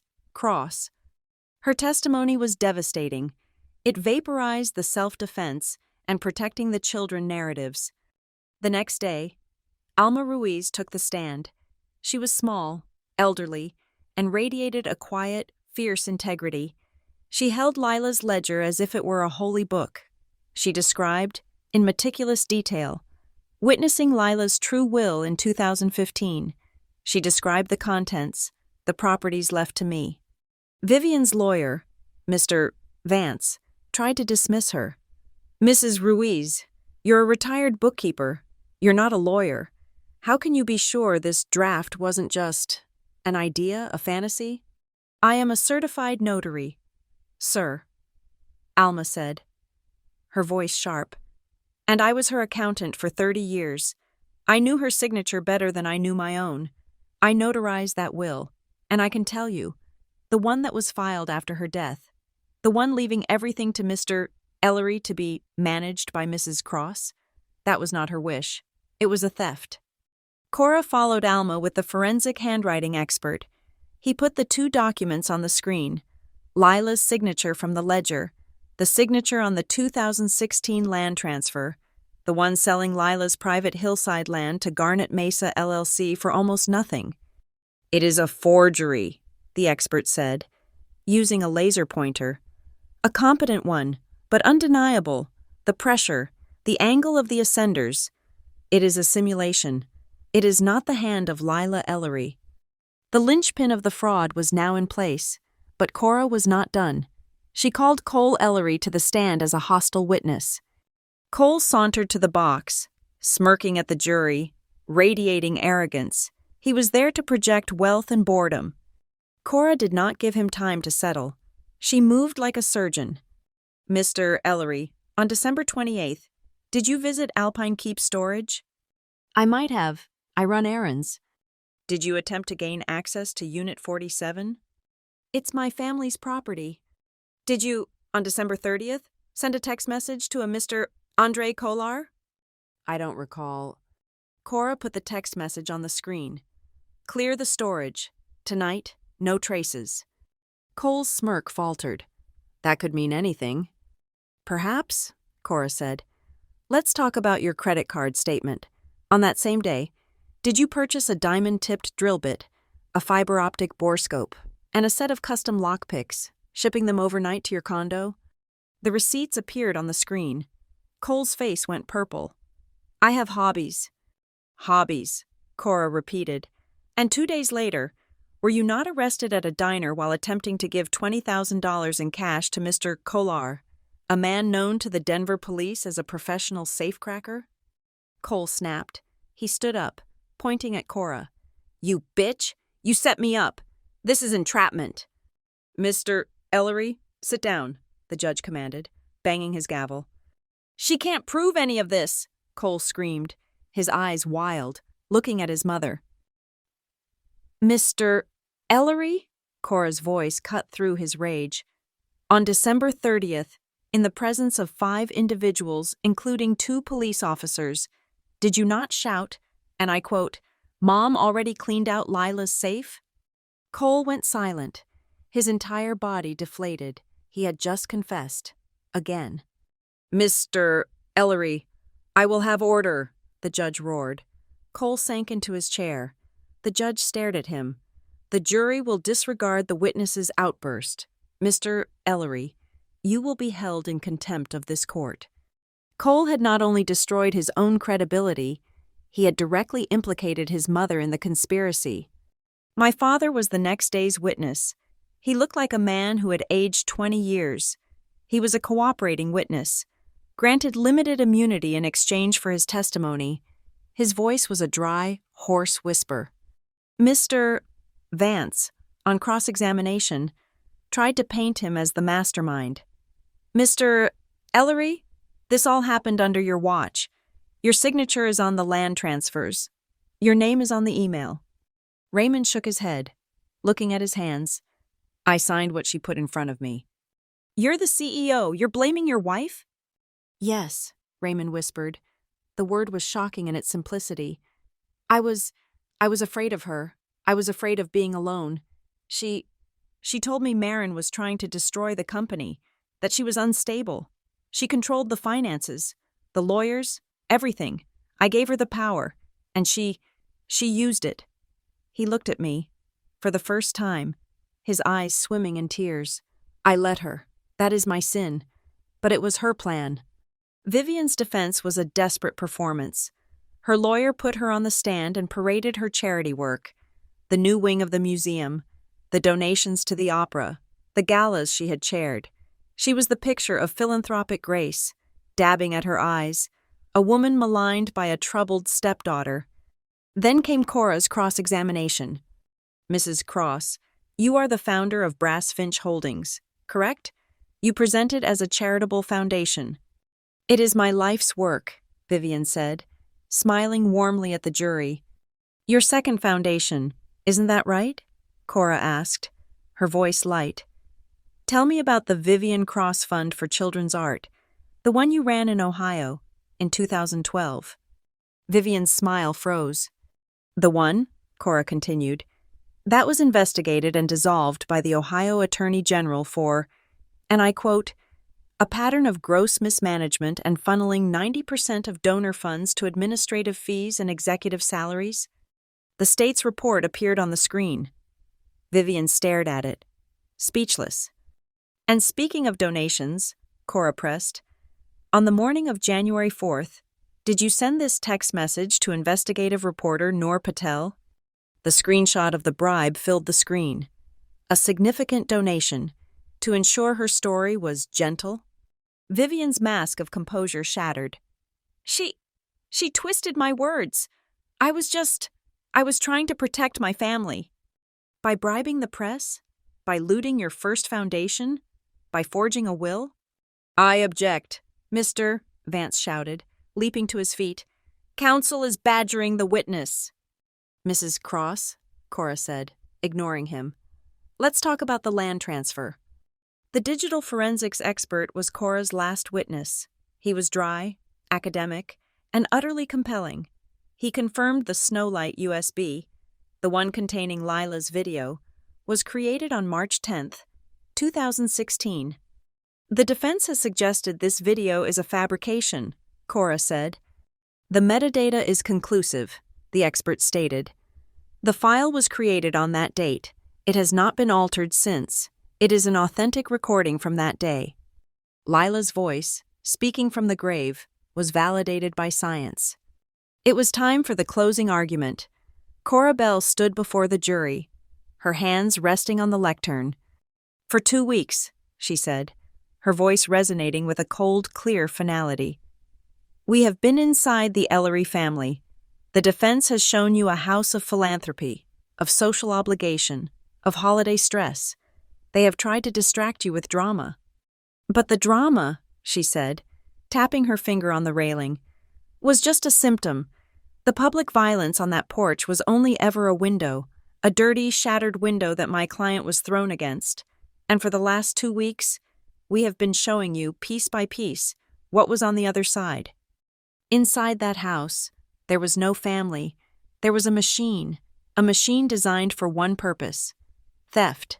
Inside, there was the quiet, meticulous forgery of a will. Inside, there was the systematic, secret siphoning of corporate assets into a private slush fund. Inside, there was the calculated, cruel exploitation of a good woman's trust. She walked closer to the jury box. Vivian Cross did not just hit Marin Ellery. She was attempting to silence the last witness to her crimes. The violence wasn't the beginning. It was the frantic, arrogant act of a thief who had been caught and who thought one last act of brutality would finish the job. She was wrong. Today, you will show her how wrong. The judge gave his instructions.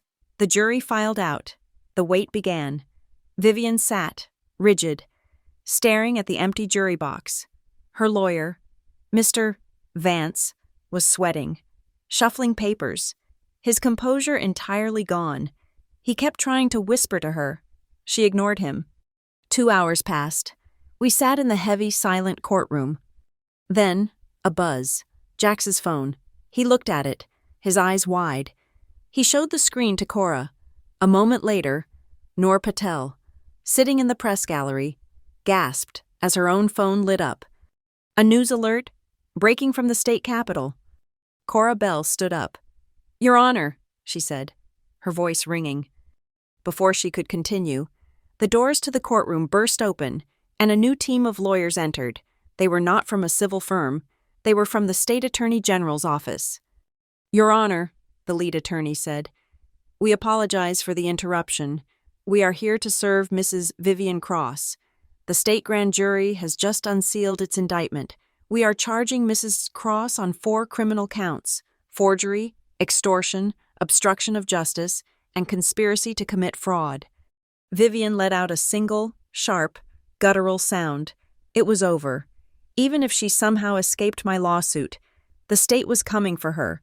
She was going to a criminal trial. She was, finally and completely, finished. The state's indictment was the end of the war. The civil jury, informed of the new criminal charges, returned from deliberation in less than an hour. Their verdict was a clean sweep, on all counts, for me.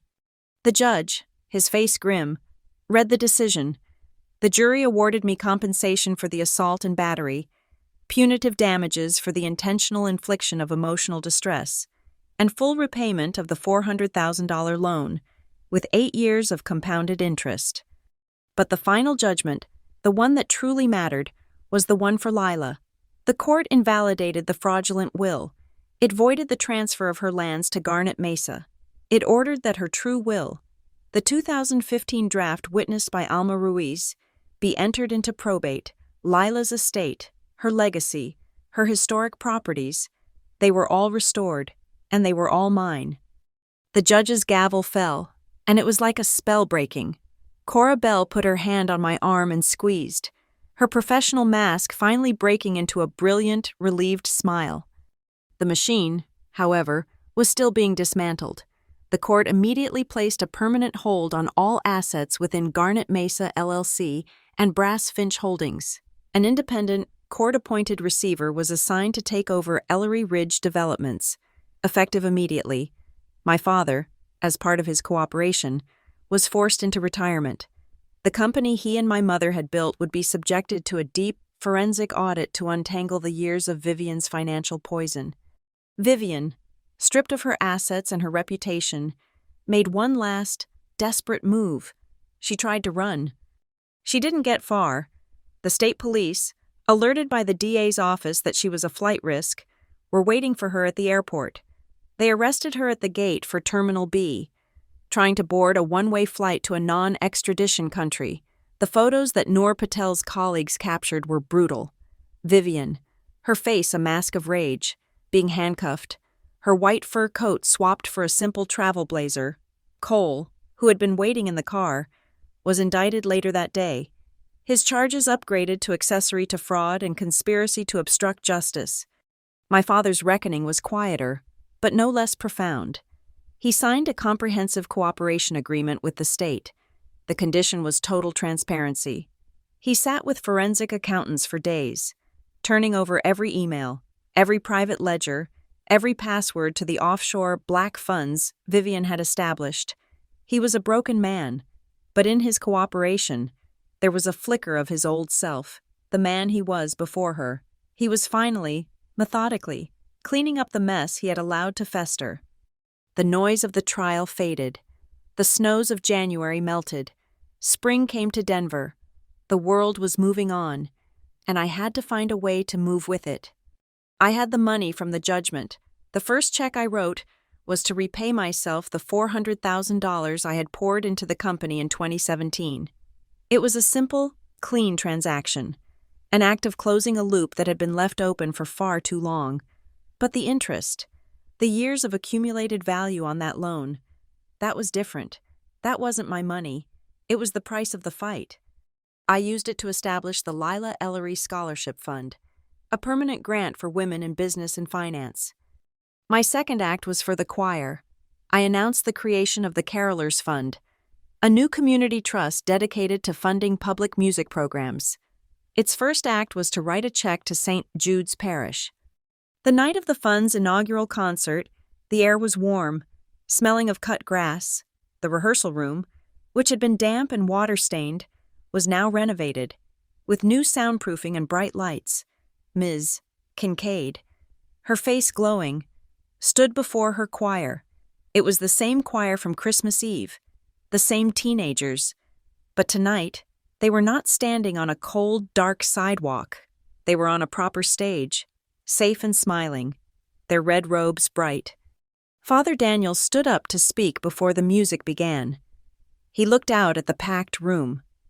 "Tonight," he said, his voice full, "we are not here to celebrate victory. We are here to celebrate healing. Justice is not the same as revenge. Revenge is a fire that consumes. Justice is a light that rebuilds. Tonight, we celebrate the light." The choir began to sing. They were magnificent. Noor Patel, who had held her story with the patience of a saint, published her full investigation the day after the civil trial ended. It was a masterpiece of ethics and transparency. She didn't just detail the fraud. She detailed the process of uncovering it, championing Alma Ruiz and Miss Kincaid as heroes of civic courage. The article won her a national award. I saw my father at the concert. He didn't come to the front. He stood in the shadows at the very back of the hall, by the doors, his hands clasped behind his back. He looked older, smaller. He watched the entire performance. When the final song ended and the applause swelled, his eyes found mine across the room. I didn't smile, I didn't wave, but I held his gaze, and I gave him a single, slight nod. The chasm between us, the years of betrayal and weakness, was still there. It would always be there, but the burning hatred, the corrosive anger, had dissolved. He had, in the end, done the right thing. He had chosen, in the final moment, to tell the truth. It was not forgiveness, it was an armistice. He nodded back, once, and slipped out the door before the lights came up. The seasons turned again. Autumn's crisp air gave way to the cold, clean silence of winter. It was December 24th, 1 year later. I was not in a hotel. I was not in an apartment. I was in a small historic house in the old town, one of the properties from Lila's estate, which I had moved into. That evening, I drove back to Maple Crest. The house, my father's house, was dark. It was in foreclosure, seized by the receiver, pending the final audit. There were no lights, no carolers, no scent of pine. I walked up the familiar stone path. The snow was falling, just as it had before, thick and soft, muffling the world. I stood on the porch. Under the single, cold porch light, I looked down at the step. The small crack in the concrete, the one I had tripped over as a child, was still there. I looked out at the quiet, sleeping street. I thought of Lila, of her music box, of the code she had left me, hidden in a song. I stood there, alone in the falling snow, and I sang the first line, my voice quiet in the stillness. Silent night. I had closed the loop. I had finished her work. I reached for the switch by the door and turned off the porch light, plunging the house into darkness. Blood doesn't define family, justice does. The camera pulls back, slowly, as the snow begins to fall faster, covering the porch, covering my footprints, covering the old crack in the threesold. The only light is from the house next door, warm and yellow, a peaceful, final quiet. The story is over. Thank you so much for listening to this story. We would love to know where you are listening from, so please comment below and share your thoughts with our community.